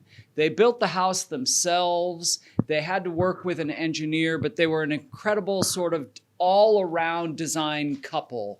She worked primarily with fibers. In those days, she talked about it being stitchery, when the idea that you could take a thread and make a stitch and you do like a painting. And she made very abstract and very sophisticated fiber art. And Walter Chapman was a teacher in the school district. And then in the 60s, with the proliferation of community colleges, he became a teacher at San Diego City College. And he taught ceramics, and he made mosaics and lamps and fiber art and built-in artwork in their house. And their house was published in House and Garden? House Beautiful. And it's just an incredibly special place. Keith and Todd and I got to hang out with Jane Chapman. She was a long living member of the Allied Craftsmen, as was her husband, Walter Chapman. Going a little further southeast from there, you come to Russell Road, which is where James Parker lived. James Parker taught photography at Grossmont High, but James Parker was a truly avant-garde silversmith and had his work exhibited in sophisticated international magazines, and was really well known as especially for rings that he made, chunky, very sculptural, masculine rings, and those were really his trademark. He was inspired on a trip to London in the 30s by seeing fine Danish silversmithing and came to emulate modernist metalworking. Then, a little further east from there, you stumble on John Dirks' house. John Dirks, the person we mentioned earlier, Everett G. Jackson hired him first part-time for the San Diego State art faculty. And John taught furniture design classes or furniture making and also sculpture. And John had kind of a natural, organic ability with handcrafting and with working with wood. He was a jock. He was a big guy, and he was a football player. And he played for Helix High School, and he went to San Diego State, assuming that he was going to pursue a physical education degree and become a coach. But he grew up in kind of rural eastern San Diego, and he would make models of boats. And then he made boats themselves, and he made model airplanes. And he and his father had a workshop. And he was so good with making things with his hands that by the time he was studying at San Diego State, he was getting better grades as for his artwork than he was in physical education. And he became an artist, and he became a teacher, and he founded a furniture design program at San Diego State. Some of you may have heard us talk about this when Keith and I had our conversation a couple of weeks ago. But the furniture design program at San Diego State is something we should all know about and be proud of as San Diegans. It's really an important creative jewel in our city. And it's thanks to John Dirks that program ever existed.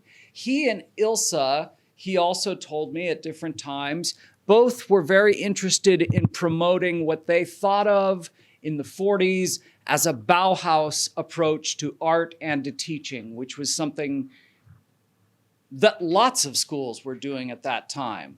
But they were the people doing it here, and a lot of artists that practiced here in the 50s and 60s had John Dirks as an instructor.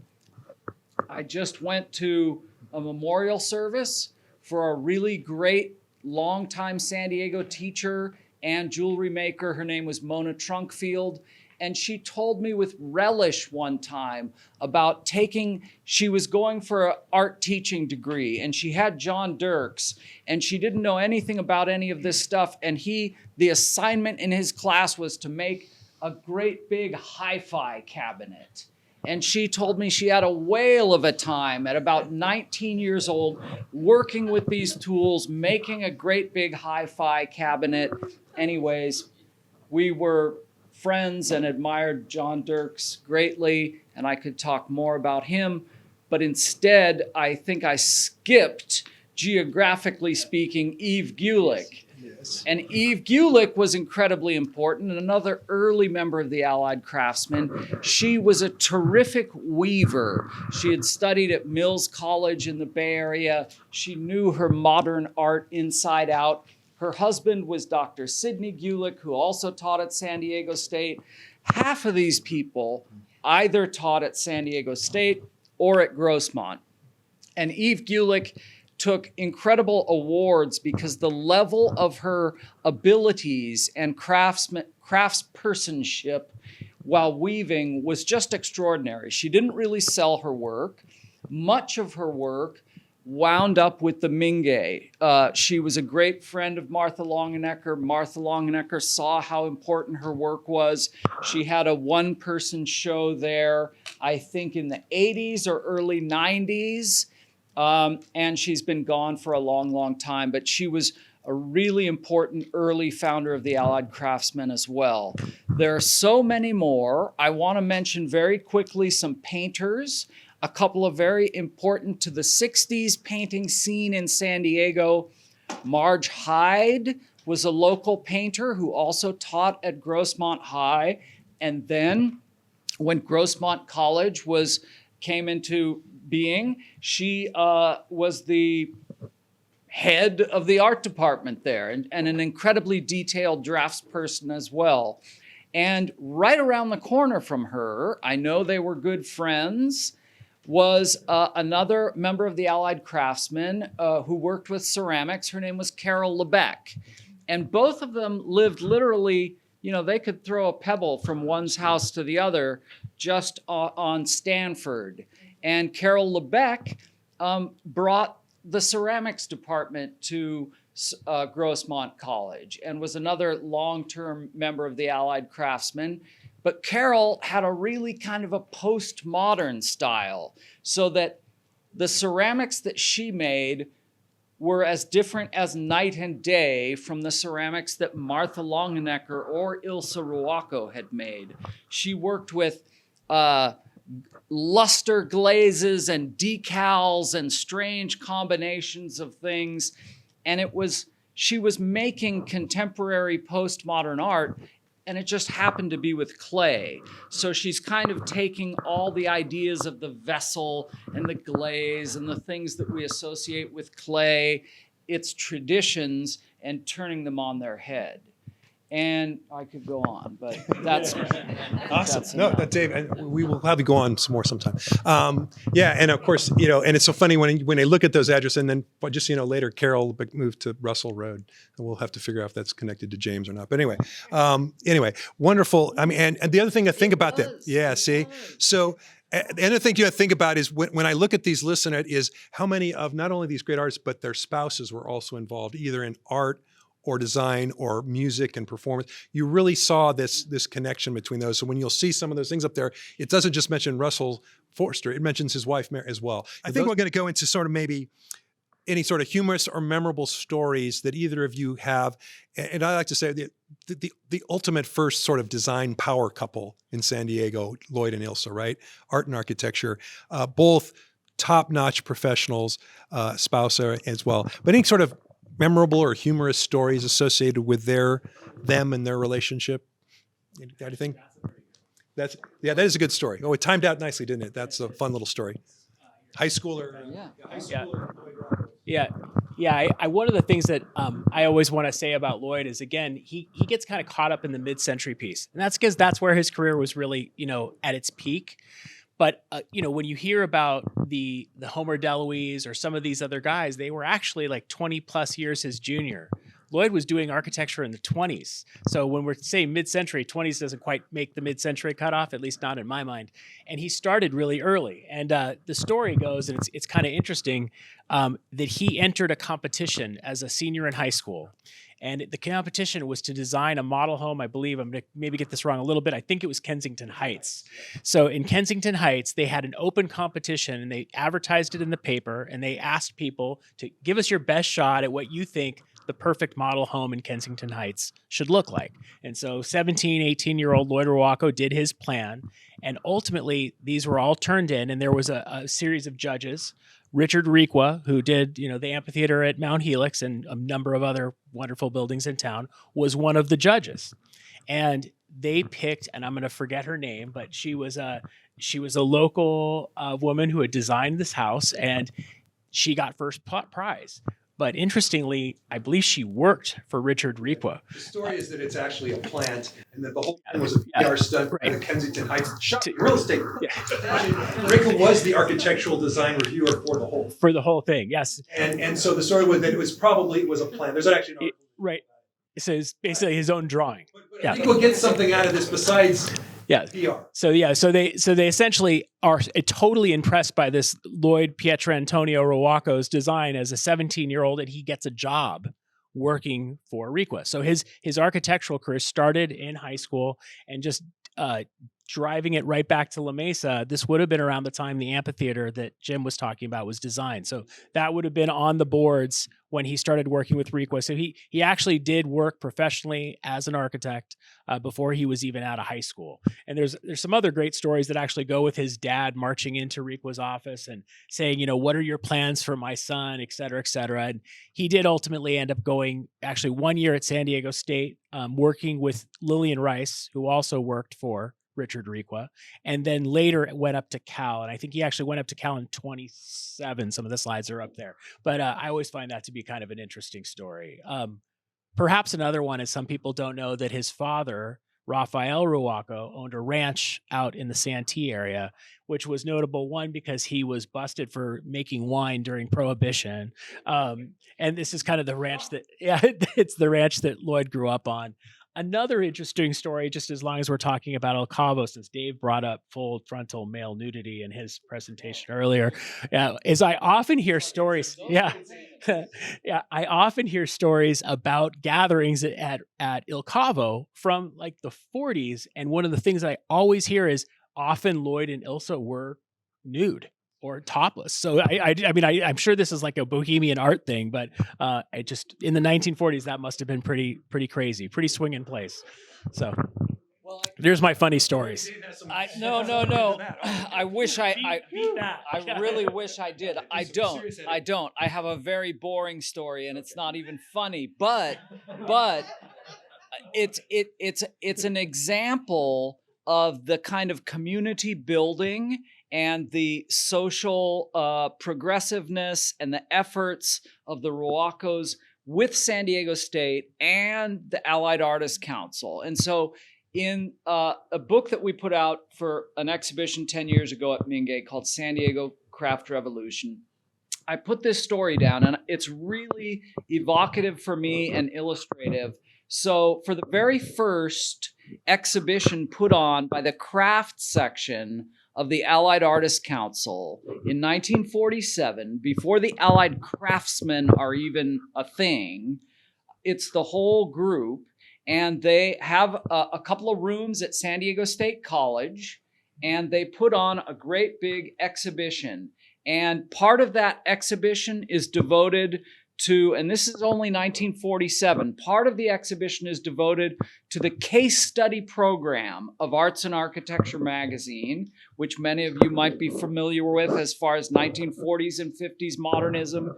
It was the voice on the West Coast for promoting those ideas. And so they had all these images from the case study program, which was centered largely around Los Angeles. And then they had a bunch of local people that were members of the crafts group, and they had their things that went with interiors. So they had all kinds of crafts and objects that went inside a home.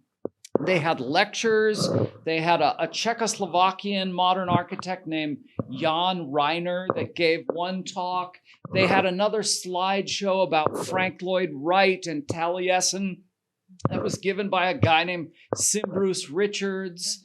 And all of this was put on, because Ilsa was connected to San Diego State, and Ilsa was the founder and the first president of the crafts group. And Lloyd is there, and architecture is there, and interior design is there, and objects for the home and crafts, and the mixing of people from the outside the area and Los Angeles and further afield and our own local people. And it was all brought together in that one little event in May of 1947. And that, to me, is the Ruoccos in action. All right. Like I said, just the tip of the iceberg, but it's a big iceberg. I sort of wrapped up our last sort of wrap-up question from the forum questions. And if you all have some things you'd like to ask, we have a few minutes left for that. We certainly would be interested if you have questions, or maybe you have some interesting stories as well to talk about this. And that is sort of summing up Greater La Mesa sort of, now that we've, we tapped some more into this, right? We're digging and we're finding more information. Could you sum up sort of Greater La Mesa's sort of role in this art and architecture period here in San Diego? Is there any sort of summation either of you want? For me, look, if anybody's heard me present before, and actually these slides are from a slide presentation that I've done before, one of the things I'm constantly trying to say is, when we talk about mid-century architecture and design, the first word people say is Los Angeles. The second word they might say is Palm Springs. If you pressed them, they might go to Chicago, perhaps Miami. I don't think San Diego would be the last place, but it wouldn't be far. And I find that ridiculous, actually, because offensive might even be the right term. Yeah. San Diego has an incredible modernist history, be it architecture, be it art. And in many cases, it was cutting edge. The first thing that people do is they assume that what happened in San Diego was some residual effect of what happened in Los Angeles. We got the crumbs. We're like the cul-de-sac. It's really not true. Something very unique happened in San Diego that was contextual to San Diego. Irving Gill was contextual to San Diego. Bruce Richards was contextual to San Diego. Lloyd Ruocco was contextual to San Diego. So were these artists. Does it mean they were doing something that nobody else was doing? No, but it means that what they were doing was really unique. I've called it a San Diego regional modernism. I think that's a thing. I can point it out and show you kind of what it means, but it really was something unique. And part of that is La Mesa. In fact, the earliest parts are very much La Mesa. So when you looked around San Diego in the 1930s and said, show me what was happening in modern architecture in San Diego, there wasn't a whole lot. And what was happening with Lloyd Ruocco from La Mesa in San Diego. So we have a proud modernist heritage here, and unfortunately, we've lost a lot of it. We still don't do a terribly good job of retaining it, but if we value it, we might keep some more of it around. So that's the part I would highlight. That's wonderful. Yeah, absolutely. Good stuff. Good stuff indeed. Well, and as you all have heard me talk even longer than you heard me today, and I've tried to come this, and I actually just did a presentation in La Jolla last spring, dealing with their first cliff maze. And I said, well, we got them in La Mesa too. And by the way, we've got all these other, we've got Ruocco and Delowe and they were like, oh, really? That's interesting. And I've had the same discussions in Coronado, but I think we actually have a very, very similar, the same folks working in those areas worked here too. Maybe didn't get paid as much because those clients had a little extra, but anyway, but it still happened, right? It still happened, and certainly is something that we want to hold up as best we can and preserve, because unfortunately there are things that, can't stop the freeways, right? Certainly not in the 1950s and 60s. And so certainly a lot of that is put away, but even if it was right, in fact, it was, we basically think that there was probably one of those Knolls houses right here. Right where we're sitting right now, right, by the way. And we'll try to figure out which one it is eventually. But anyway, so that's sort of that. So things sort of like Cliff May as well, right? Maybe he didn't invent the ranch house, but he certainly made a role, and his San Diego style influenced a lot of how that evolved over the years. So a lot of things here. Well, with that, that's sort of the formal questions.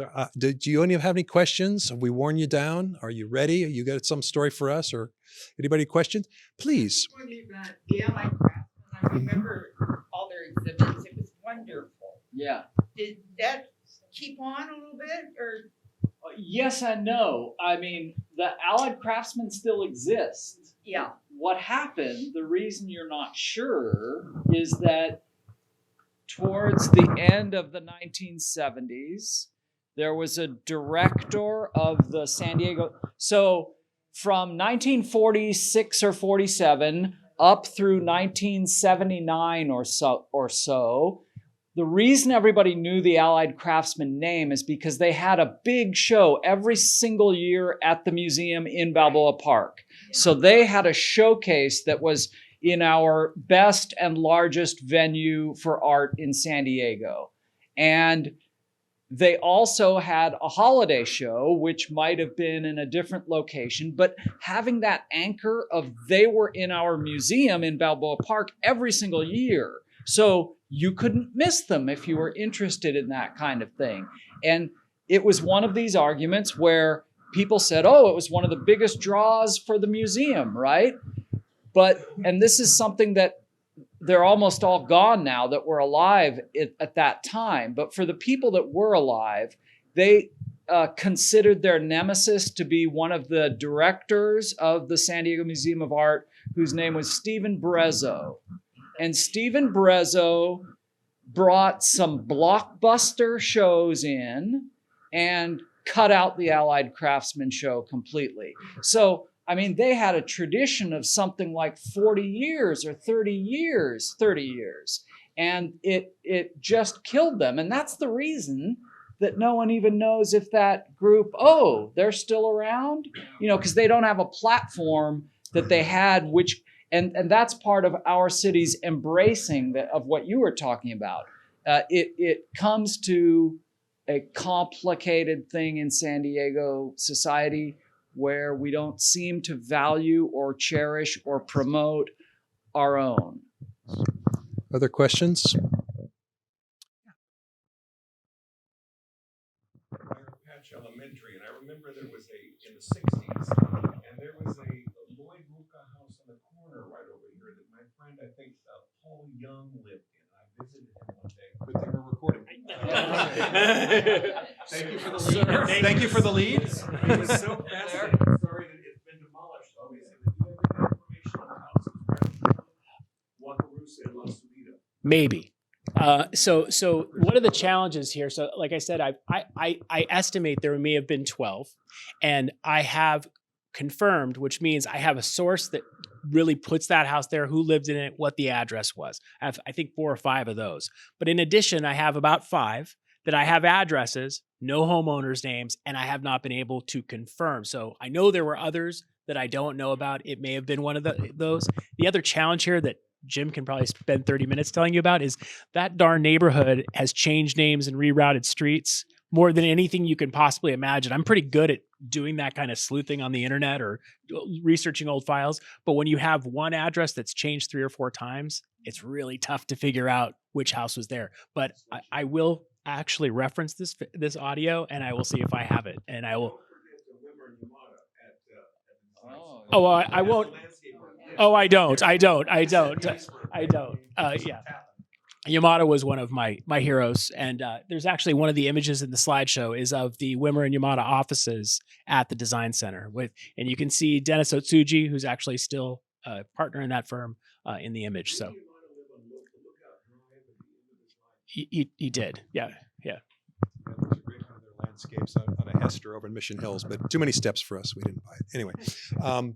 Anyway, and just so you know, in my connection, sort of interesting left, the first time I really heard about Lloyd was from an interview I did with a concessionaire at Old Towns. I work for State Parks at Old Towns, and her name's Diane Powers. Is that something familiar?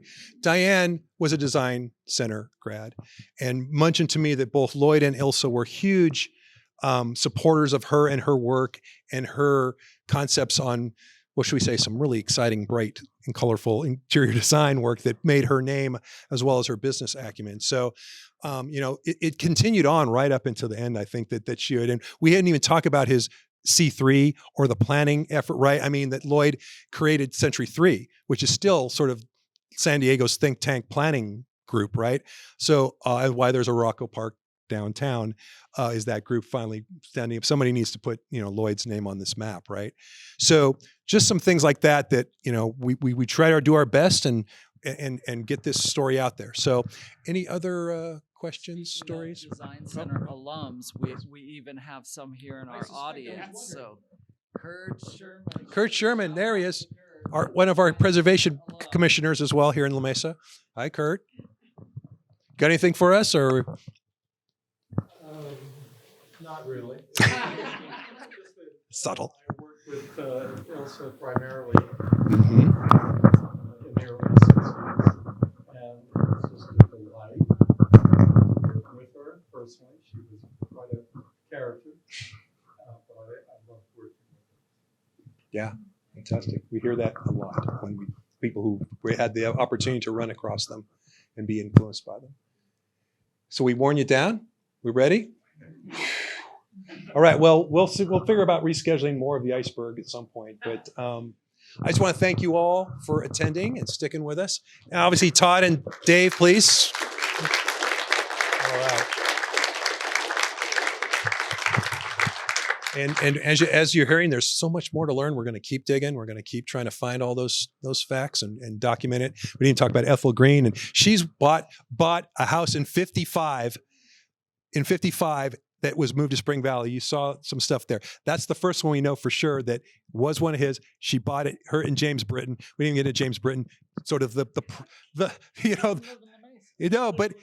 didn't live in Mesa, but he's the guy in the union who I'd remind everybody every few weeks that Lloyd was a genius or something, right? So he just loved Lloyd. He was the longtime architecture critic in the UT and was a real supporter of all this work. And really important guy. So thank you all. Hope you all come to the tour. And if please. Yes. What's the story? It was one of Sam Hamill's. He had the main contract in the 50s for the school district. He did a bunch of schools. He did Fletcher. He did Northmont. And his last two were Brier Patch and Maryland Avenue. Well, it's owned by the hospital district. I don't think they need the space. I don't expect them to do anything with it. They're using it. They've probably modeled a little bit. And we do have some records in the archives at History Center, including the wet signature letter from Walt Disney telling that it was okay to use Brier Rabbit as their mascot. Now, the Song of the South was a little more popular than it is now, but it's sort of a fun little piece and they ended up calling themselves the Brier Rabbits or anything, I think. But it's a fun little piece of the story of our school histories as well, which a lot of great architects, Brindegard and all these other guys did schools as well who were influenced by Lloyd. Yeah. Thanks all.